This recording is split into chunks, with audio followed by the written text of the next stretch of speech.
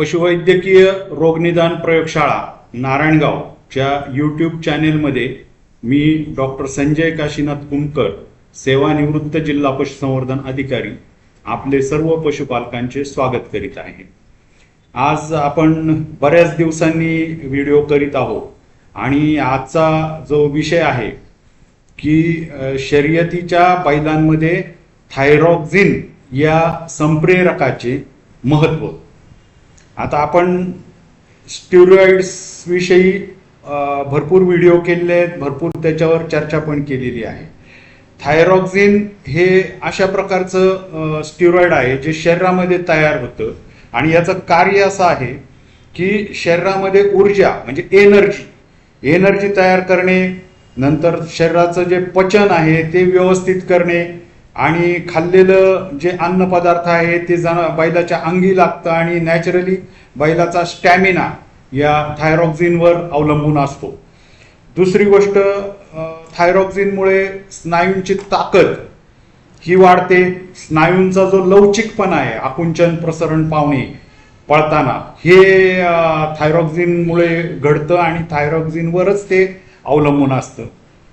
नंतर हृदयाची जी गती आहे, ठोके आहे, ते नियंत्रित करणे आणि रक्तप्रवाह शरीराचा नियंत्रण करणे हे थायरॉक्सिनचं कार्य असतं।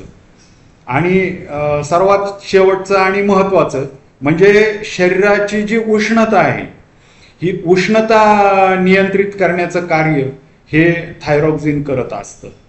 तर हे एक महत्त्वाचं संप्रेरक किंवा स्टेरॉइड ज्याला म्हणता येईल, हे ह्या बैलाच्या शर्यतीच्या बैलांमध्ये हे आहे। तर आता याची निर्मिती कुठं होते, तर ही जी थायरॉइड नावाची ग्रंथी त्या बैलाच्या शरीरामध्ये असते, तिथून हे थायरॉक्सिनची निर्मिती होते। ही ग्रंथी कुठं असते, बैलाचा जो गळा आहे, गळ्याजवळ जे श्वासनलिका लागते तुम्हाला बांगडी पाईप सारखी, तर त्या श्वासनलिकेला चिटकून इंग्रजी एच आकाराची ही ग्रंथी असते। मग आता ही ग्रंथी असते, पण मग हे तयार कसं होतं, तर हे तयार होण्यासाठी आयोडीन आणि टायरोसिन नावाचं अमायनो ऍसिड हे गरजेचं असतं। या दोन गोष्टींपासून ह्या थायरॉक्सिनची निर्मिती होते। मग ही निर्मिती व्हायला स्टिम्युलेशन कसं मिळतं, तर बैलाच्या मेंदूमध्ये एक पिट्युटरी नावाची ग्रंथी असते आणि या ग्रंथीमधून थायरॉइड स्टिम्युलेटिंग हार्मोन रिलीज होतं आणि मग हे रिलीज झाल्यानंतर हे थायरॉक्सिनची निर्मिती होते। आता हे निर्माण होण्यासाठी वेगवेगळी परिस्थिती असेल, अचानक उष्णता किंवा शर्यतीचा जो माहोल असतो, हे गरजेचं असतं आणि हे एकदा तयार झाले की थायरॉक्सिनची निर्मिती चालू होते। आता हे वाढवण्यासाठी काय करायचं, तर आहारामध्ये आयोडीन युक्त मीठ वापरायचं। जे आपण आहारात थोडंफार मीठ टाकतो त्याच्यामध्ये जे आयोडीन युक्त मीठ मिळतं, टाटा सॉल्ट, ते वापरायचं, पहिली गोष्ट। दुसरी गोष्ट, चांगल्या दर्जाचं मिनरल मिक्सचर, क्षार मिश्रण, ज्याच्यामध्ये आयोडीन हा घटक आहे, हे वापरायचं। तिसरी गोष्ट, प्रोटीन डाएट। आता आपण बघितलं आयोडीन हे महत्वाचं आहे, दुसरं अमायनो आम्ल पण महत्वाचं आहे। अमायनो आम्ल म्हणजे प्रोटीन, तर प्रोटीन हे गरजेचं आहे आणि प्रोटीन युक्त आहार म्हणजे सरकी पेंड, सोयाबीन पेंड, नंतर दाळचुनी, तर असे घटक याच्यामध्ये वापरायचे।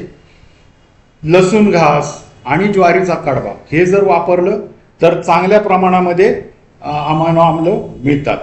दुसरी गोष्ट, सेलेनियम आणि झिंक हे दोन क्षार याच्यामध्ये खूप महत्वाचे आहेत आणि सेलेनियम आणि झिंक असलेलं मिनरल मिक्सचर। दुसरी गोष्ट, जीवनसत्व ड हे पण फार महत्वाचं आहे याच्यामध्ये।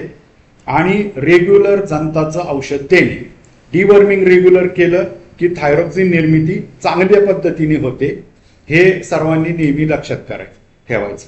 मग आता हे तपासायचं कसं, किंवा ह्याच्या ज्या कमतरता आहेत, बैलाला थकवा जाणवतोय, बैलाला एनर्जी कमी झाली, बैलाचे स्नायू शिथिल झाले, बैल पळायला वेग कमी पडला, तर ज्या वेळेला आपण सर्व प्रयोगशाळांच्या तपासण्या करतो जे सगळे आपण 22 पॅरामीटर आपल्या लॅबमध्ये चेक करतो, याच्याबरोबर हे थायरॉइड प्रोफाईल सुद्धा करणे गरजेचं आहे. हे थायरॉइड प्रोफाईल आणि व्हिटॅमिन डी हे जर केलं तर हे बैलाला थकवा का येतो हे महत्वाचं आहे. या वर्षीच्या ज्या आपण या उन्हाळ्यामध्ये हीट वाढल्यानंतर जेवढ्या बैलांच्या तपासण्या केल्या तर बऱ्याचशा बैलांमध्ये थायरॉइड आणि व्हिटॅमिन डी ची कमतरता ही आढळून आलेली आहे आणि त्यामुळे बैलांना मोठ्या प्रमाणामध्ये थकवा येत होता. तर हे सर्व गोष्टी महत्वाच्या आहे. आपण या गोष्टींची रेग्युलर चर्चा करतो.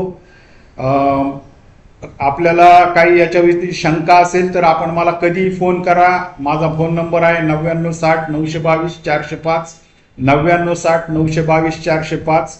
आपण हा व्हिडिओ आपल्या सर्व मित्रांना गावामध्ये व्हॉट्सॲप या चॅनल्सवर सबस्क्राईब करा, शेअर करा, सर्वांना याची माहिती होऊ द्या.